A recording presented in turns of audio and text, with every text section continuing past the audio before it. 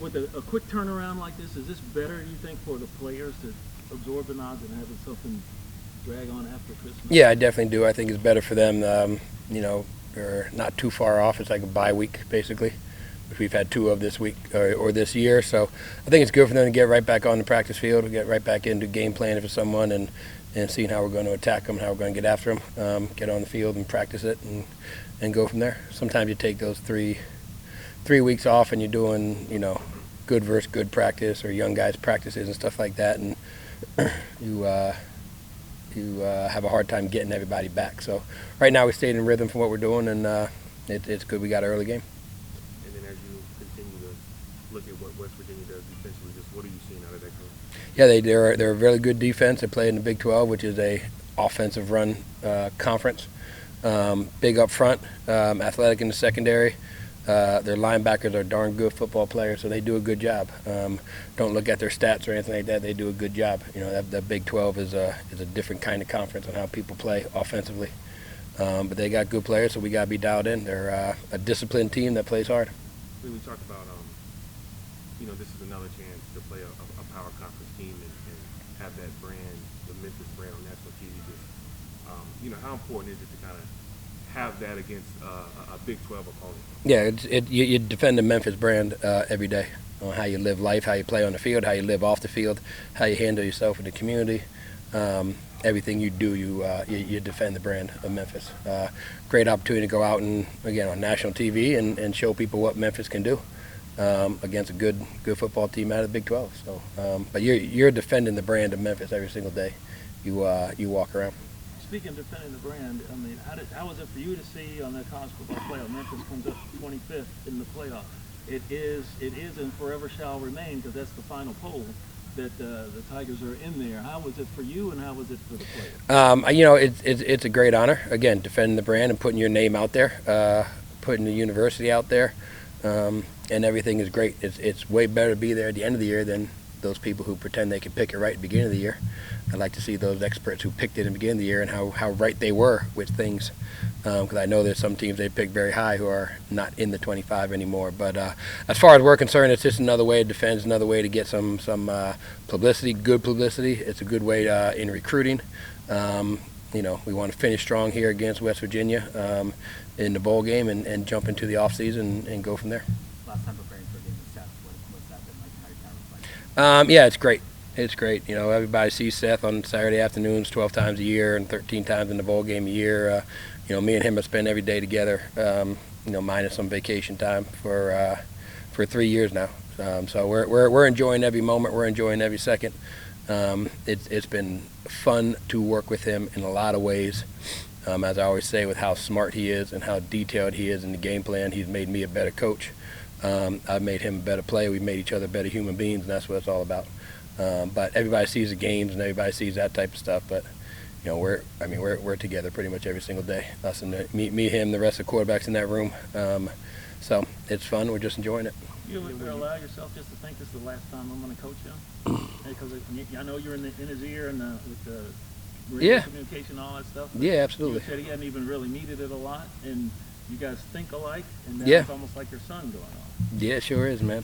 Sure is. So it's been great. It really has, and those are the times you miss, and hopefully some of the things that I have said to him that he may not agree with right now, 5 years from now, he might say, "Hey, Crams knew what he was talking about."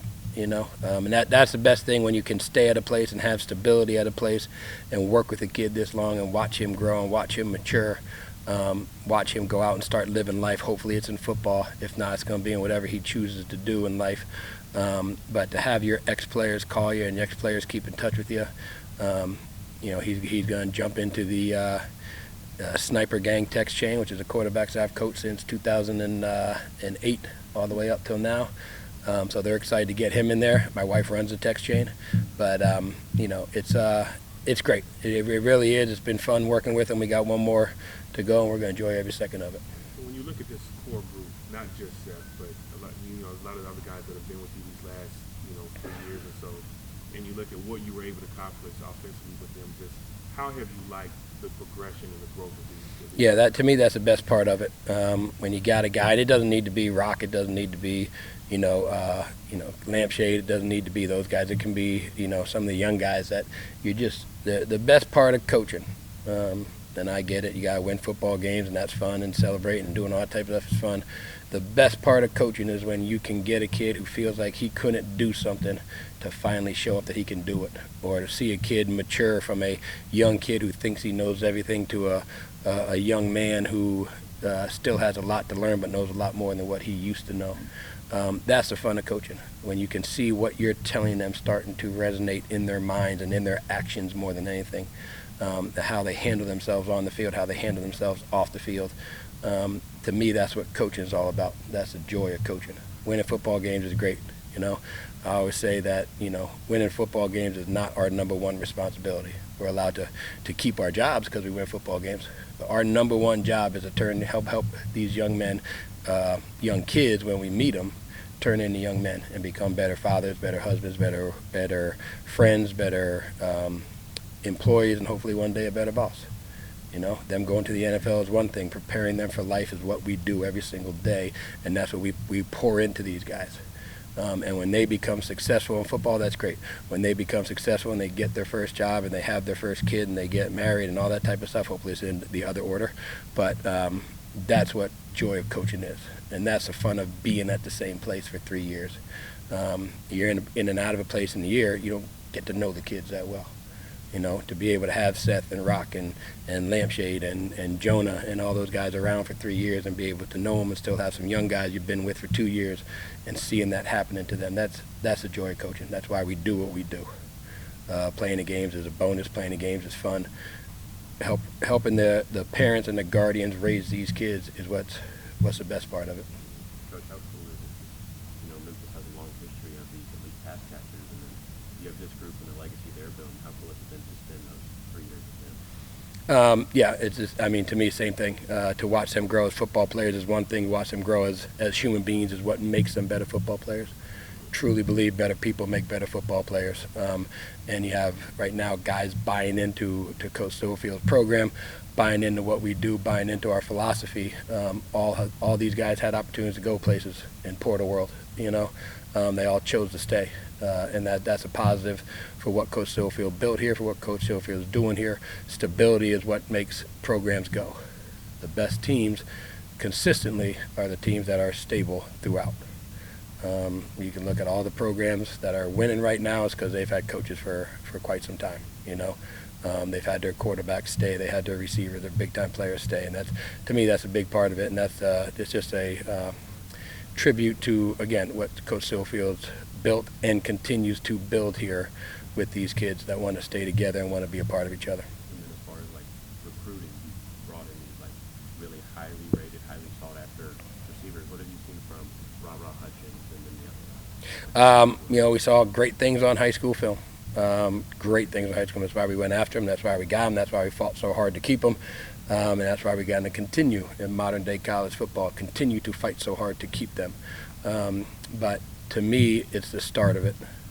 It's the start of where you are right now to where we need you to be 5 years from now, 4 years from now, 3 years from now. And how every single thing, teaching that every single thing that they do, from how they show up to class, what they wear to class, how they show up to meetings, what they come to practice, how they do on the field, all that type of stuff means something. When they start to understand that, like the older guys in this program do right now, then they're going to be in the same boat that these guys are and hopefully take the program to the next step. With recruiting, obviously, signing AJ, signing day, can you assess kind of where he stands out? Yeah, well, first off, he's huge. He's a 6'5", 220-pound kid, got a cannon of an arm. He's got great football knowledge. Good athletic ability. Put up, I think he has 117, 18 some touchdown passes in his high school career. He's played a long time, so he has a lot of experience. But till those guys put on a college football helmet and come on in and learn our system, I'm so excited to get to start working with him, get him in here and start teaching them the way we do things here. But the skill set is awesome. I mean, arm strength, size, athletic ability, mentality, football IQ, and his love for the game is something that to me is really something I should have put first, because that's more important than all of it. I always tell quarterback recruits, a lot of people can pick up a football and throw it. That's easy to do. Okay, very few people can play football at Division I level, play quarterback at Division I level, and that's what we got to be able to get those guys into that position so we don't skip a beat. You talked about the last thing for me about, and we talked to Coach Hankins about that, pride and your relationship with the players, but you got to feel good about the guys that made the all-conference teams, and like Mario and Rock and Xavier and those guys. Talk a little bit about how they have grown up. Yeah, you know what? It's great, and you forgot about Anthony Lamphere. I'll use him by his real name because I call him Lampshade. That guy works harder than everybody, and I think I might have said that before the season. That I believe in football gods. I'm a Catholic/Christian guy, but I believe in the football guys, and football guys watch every day, and they reward guys who deserve to be rewarded, and they hold back guys who are cheating the game. And all those guys who got to be that and got to that point in their careers because of what they do every single day of their life, from what they eat to what they drink to how they sleep to how they handle themselves, all that type of stuff. It doesn't just work. God-given talent works so far, and then you got to get that work ethic and those intangibles that you need to get to where those guys got themselves to. And it's fun to watch them. Watch Lampshade come in. I mean, he came in. I can say it because I said to him he didn't know if he was going right or left. A lot of times he went left when he was supposed to go right. But then all of a sudden he started getting the reps. He started playing. He started coming down here. I point down there because every time I sit in my office and look out my window, Lamp's in here doing something. Whether it's catching balls off the jugs or stretching or in the hot tub or doing something, whatever it is he's doing to make him a better football player, and it pays off. And you saw it pay off throughout this year and throughout his progression. So it's fun to see those guys have success. Their success is the reason the program's having success. The last game, Greg had a big income breakout. Was that the kind of first game where he was fully healthy back from that injury? Greg had to fight through the injury all year long, and then again, something I pride myself on is finding the person we want to attack.